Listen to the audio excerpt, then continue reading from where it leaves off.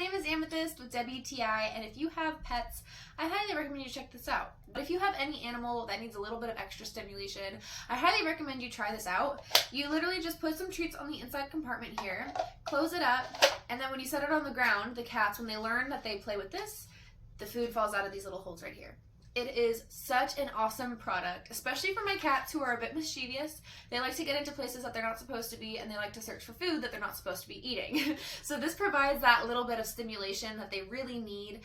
When you're a pet owner, you might know stimulation is a really important part of making sure your pet's needs are met. So I love having treat dispensers like this where they can play around with them and figure out, hey, if I move it this way, then I get food. And that is a perfect way to stimulate a cat, especially since a lot of cats are food driven. They like the hunting aspect of playing, and of course they love the eating aspect of getting food afterwards. So if you have cats, I seriously recommend you try this out. I've noticed an improvement with my cats since giving them these daily.